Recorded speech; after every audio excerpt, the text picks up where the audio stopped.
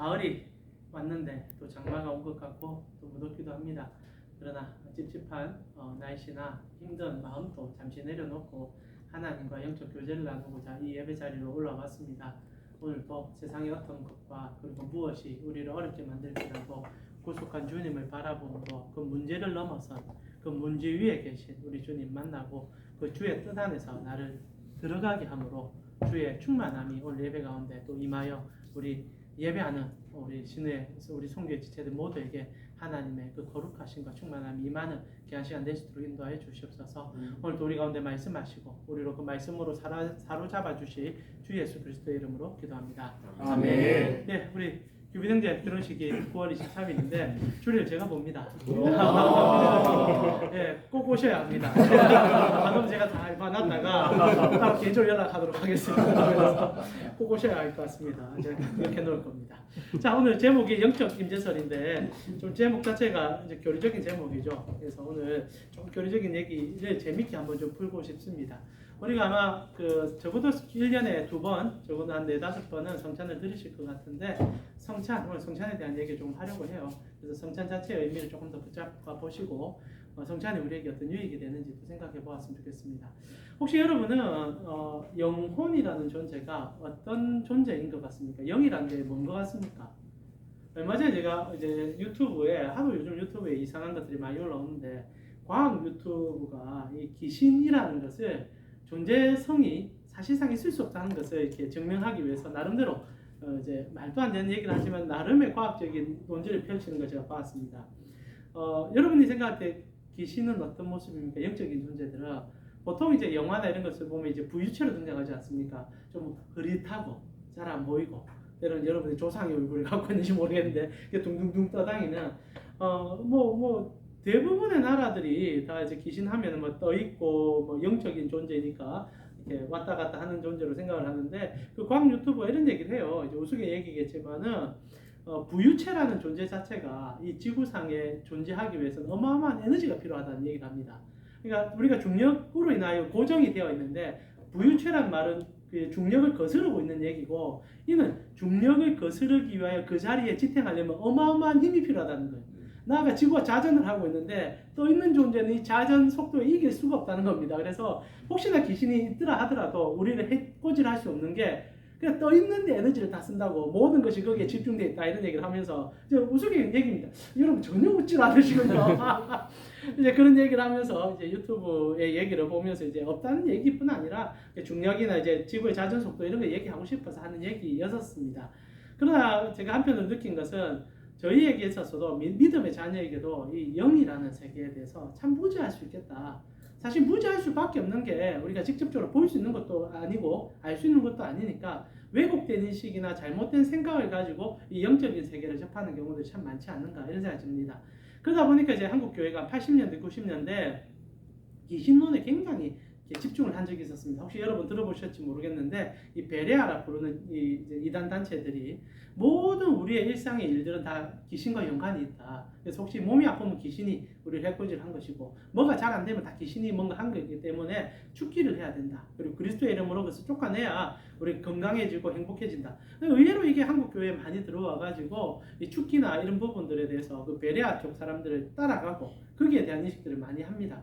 그래서 실제로 이제 우리가 왜곡된 영적인 신비로움을 갖고 있든지 아니면 오늘날 특별히 거기에 대해서는 아예 관심을 두지 않는 그런 문제점이 있는 것 같아요. 그래서 양극단으로 갑니다. 아예 영적인 부분에 관심이 없든지 아니면 지나친 관심을 가져서 이상한 행동을 한다든지 영적인 신비로움을 맛보기 위해서 행위적인 너무 많은 것들을 하는 경우가 많은데 사실 그 전부 다 비성경적인 것을 여러분 좀 아실 필요가 있습니다. 그러면 성경은 영에 대해서 무엇이라 말하는가? 가장 단편적으로 하나님이 영이십니다. 하나님이 영이십니다. 그러면 하나님을 영이라 칭하는 말은 도대체 무슨 말일까라는 고민을 해보신 적이 있습니까? 하나님은 영이시다 라고 할 때 그럼 하나님은 어떤 모습을 갖고 계시는 겁니까? 보통 이제 우리의 인식에는 하나님은 이제 산신령 같은 모습일 것 같아요. 그리고 거룩함을 막 내뿜는 이상한 영적 존재 같이 느껴질 수 있는데 성경은 그런 자체의 묘사를 하지 않습니다. 실제로 하나님의 모습을 볼 수도 없을 뿐 아니라 우리가 이성적으로 느끼는 이 물질 세계의 관점으로 하나님을 이해할 수 없죠. 자, 여기 중요한 게 뭐냐면 물질에 반대되는 개념으로 성경에서 영을 기록해주고 있다는 사실 좀 알 필요가 있다는 겁니다. 자, 그래서 우리가 가지고 있는 이 물질적인 부분들, 자, 우리가 물질이라 부르는 것은 곧 소멸되고 사라지고 그리고 시간이 흐름에 따라서 도태되는 것을 얘기합니다. 그러면 그에 반대적인 개념이 영이라고 표현할 수 있죠.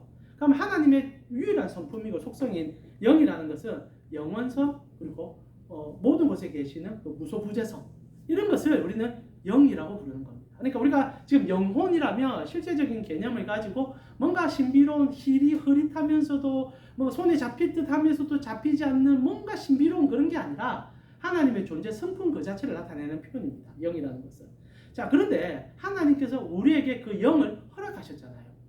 피조물들 가운데 유일하게 인간만이 영적인 존재입니다. 하나님께서 우리의 생기를 불어 넣어주셨잖아요. 그래서 생명이 되어버렸습니다. 우리의 영이 되었죠. 그래서 우리는 모두 다 영원한 존재입니다. 이게 성경이 말하는 영의 관점이에요. 그러나 여러분, 그렇단 말해서 이게 아무 존재가 없고 그냥 영혼 자체를 나타내는 그게 아니라 실제적인 존재이지만 우리가 물질 세계에 속한 우리가 이해할 수 없지만 영생을 내포하는 영원한 존재로서의 가치를 포함하는 게 영혼입니다.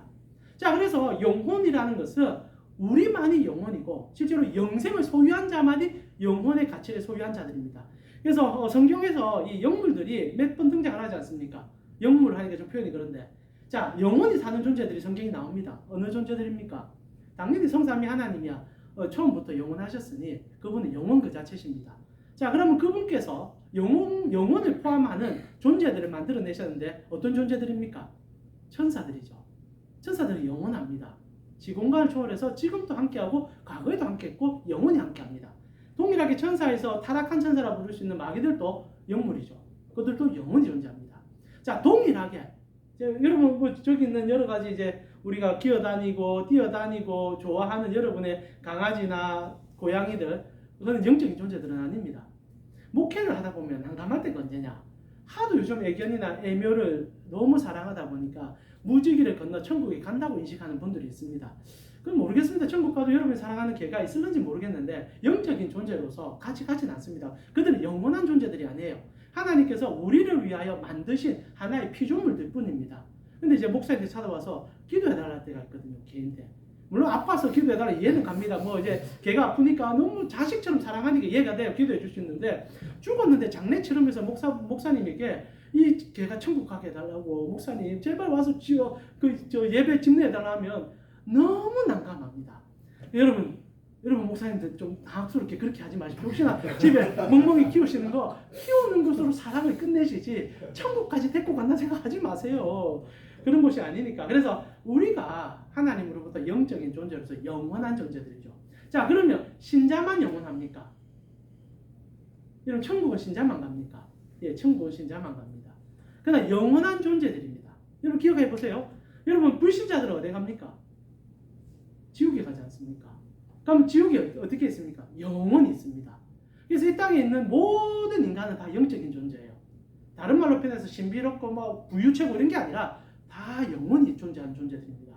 그러나 하나님을 만나서 하나님을 아는 자들은 하나님이 계시는 영원한 장소로 가는 것이고, 하나님을 땅에서 만나지도 않았을 뻔한 스스로 거절한 자들은 그곳에서도 하나님이 없는 곳에 존재하게 될 것입니다.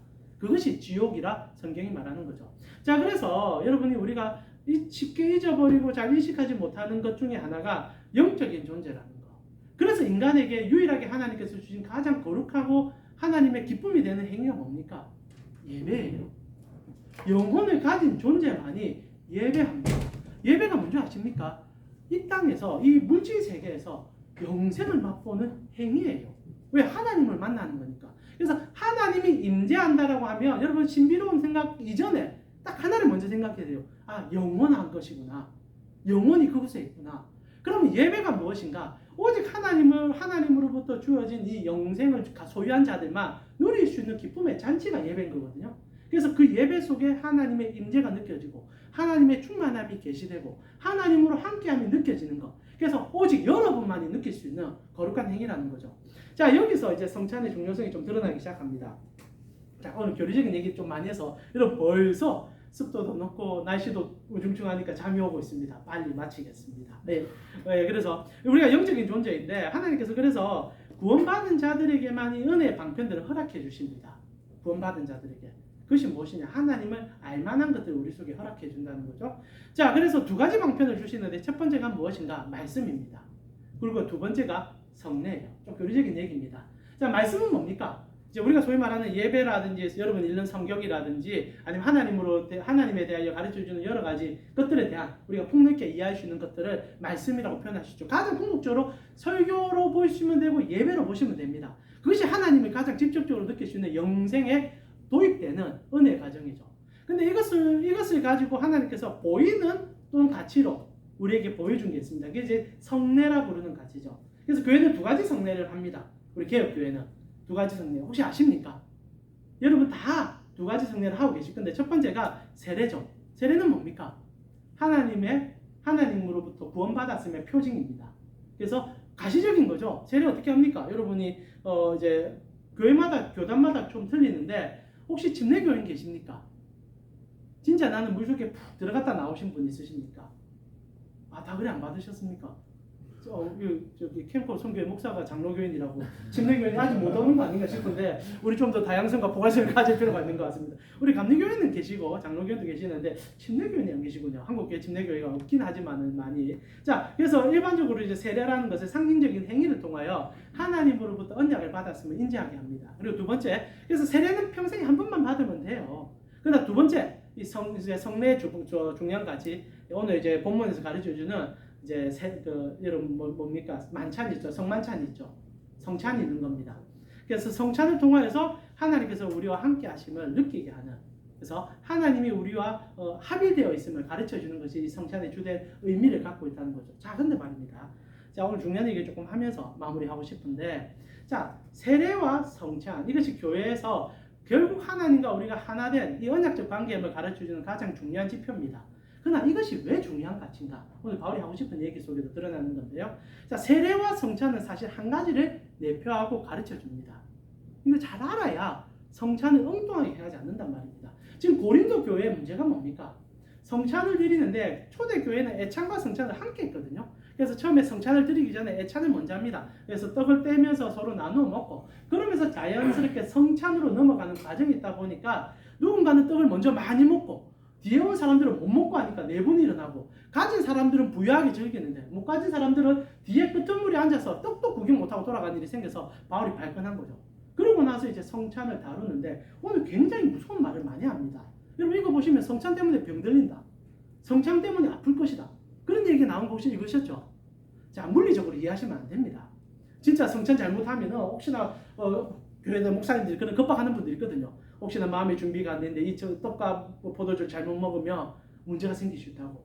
그러면 안 됩니다. 바울이 그런 얘기를 하고 싶고 그런 겁박을 하고 싶은 게 아니라 이 의미 자체를 오해해서 호도하는 과정 속이라는 문제점을 가르쳐주고 싶은 거죠. 자, 그래서 세례도 동일하고 성찬도 동일합니다. 세례와 성찬은 같은 의미인데 세례는 한 번 받는, 그래서 우리의 시작의 표징이라면 성찬은 지속의 표징입니다. 그러나 두 가지는 같은 것을 나타내거든요. 자, 저번 주 우리 그래서 성찬 얘기를 시작하면서 어떤 얘기 하셨습니까? 성찬의 주된 것 중에 하나, 우리가 쉽게 잊어버리는 떡을 먹고 포도주 마시는 것도 중요한 가치지만 사실 성경에는 매우 중요한 가치 하나를 상징적으로 보여준다고 얘기했죠. 기억하십니까? 들으신 분도 계시고 기억하시는 분도 계실지 모르겠는데 떡을 자르는 행위, 그 제가 좀 강하게 말씀드렸습니다. 히브리인들에게 언약을 맺는다는 것은 카라베리트, 그래서 언약을 자른다는 의미를 갖고 있습니다. 그래서 모든 언약적 행위는 자름이 들어가요. 자, 출애굽을 할 때 하나님은 잘라냅니다. 언제 잘라냅니까? 물론 아브라함 때는 그 자름을 할례라는 가치로 보여줬고요. 이제 단체적으로, 집단적으로 이제 구원의 행위로 들어갈 때 이 자름을 보여줍니다. 뭘 자르십니까? 물을 잘랐죠. 홍해를 갈라주셨지 않습니까? 카라베리타입니다. 그래서 고린도전서에 바울이 세례는 홍해 도하와 같다라고 얘기하죠. 그래서 집단 세례를 받았다 얘기합니다. 이 중요한 가치인데요. 히브리인들에게 물이라는 가치는 언제나 죽음과 죄를 상징합니다. 이거 뗄래야 뗄 수 없는 관계예요. 그래서 그리스도께서 오병이어를 이루시고 꼭 따라오는 행위가 있습니다. 뭡니까? 무리를 거두시는 행위를 해요. 무리를 거두셔 제단을 찾아가거든요. 그 사실 노아 홍수 사건의 연장입니다. 그리스도께서 방주에 떠 계셨잖아요. 죄와 죽음의 물 위에 떠 계심으로 거기에 들어온 자는 산다는 것을 상징적으로 보여줬는데 오병이어가 십자가 사건을 보여줍니다. 이건 우리가 디테일하게 볼 수는 없는데 그런데 그것을 끝내고 나서 십자가의 사건을 가지신 예수께서 무리를 그어서 제자들의 배에 들어오자 그곳이 방주되었단 말입니다. 구원이 일어나는 거거든요. 동일한 개념으로 이 가른다는 의미와 약속의 개념이 하나로 일치되어 있는 과정 속에서 세례는 그 가치를 보여주는 거예요. 그래서 세례받을 때, 예수님께서 세례받을 때 우리가 생각하는 세례와 가치가 좀 다릅니다. 그리스도의 세례가 여러분 세례 요한을 통해서 받은 세례가 아니거든요. 요한은 그것을 허용한 사람일 뿐입니다. 근데 예수님께서 세례 요한이 베푸는 세례 소서로 찾아와 당시의 세례는 지금과 다릅니다. 지금 세례는 어떻게 합니까? 오늘 좀 신학적인 얘기를 해서 정말 죄송합니다. 우리 빨리 조별 모임 가야 되는데 빨리 맞추고 싶은데 또 할 얘기도 많고 이거 어찌해야 될지 모르겠네요. 자, 그래서 여러분 세례 요한의 세례는 침례자가 세례 요한이 아닙니다. 당시의 세례는 세례 요한이 서 있으면 본인이 와서 자신의 죄를 토설하고 본인이 그냥 물속에 들어갔다 나오는 행위예요. 세례 요한은 거기에 관여하지 않습니다. 왜냐하면 자신의 신앙 고백으로 하나님께 서는 행위니까. 히브리인들은 사실 세례가 필요 없거든요. 할례로 그 증거를 나타냈는데, 근데 이제 포로기 이후로 그리고 자신들이 받았던 할례에 대한 문제점을 인식하면서 다시 새롭게 시작하고 싶은 마음으로 죄와 죽음을 상징하는 물속에 들어갔다가 나옴을 통하여 하나님 앞에 내가 새로워진다는 것을 가르쳐주는 행위였어요. 근데 예수님이 와서 동일하게 합니다. 예수님의 세례는 세례 요한의 손을 거치지 않았어요. 그분께서 우리를 대신함을 보여주기 위해서 들어가셨습니다. 그리고 나오셨어요. 여기까지 문제가 없는데 그 다음에 무슨 일이 일어납니까? 카라벨트가 일어나죠. 하늘이 갈라져 버립니다. 굉장히 중요한 가치예요. 성경 전체를 관통하는 가치입니다. 나중에 마지막에 예수님께서 십자가에 못 박힐 때 하늘이 또 한 번 갈라지죠. 하나님께서 하늘에서 말씀하시지 않습니까? 그리고 성전에서 갈라지죠. 뭐 갈라집니까? 휘장이 위로부터 아래로 찢어지죠. 모든 것을 하늘로부터 찢는 과정을 다 보여줍니다. 이게 언약적 상징 요소고 이게 세례의 과정입니다. 여러분 그거 세례를 받은 거예요. 하나님이 하늘을 찢어서 그리스도를 우리 가운데 보내는 행위가 세례예요. 단순히 신앙 고백도 포함됩니다. 내가 예수님 믿습니다. 그래서 내가 이제 물로 내 죄악을 씻습니다. 중요한 가치입니다. 그러나 씻으면 끝나는 게 아니에요. 세례 요한의 세례가 끝이 아닙니다. 씻으면 뭐가 일어나야 됩니까? 씻으면 하나님이 내 안에 들어오는 일이 일어납니다. 이게 구속이죠. 여러분은 하나님의 전임을 잊지 말라는 바울의 말을 아시죠? 그것이 세례로 표현되는 겁니다. 하나님께서 예수 그리스도께서 처음으로 세례받을 때 하늘을 찢으시고 하늘에서 성령이 임하며 성부 하나님께서 말씀하시며 지상에 계신 예수 그리스도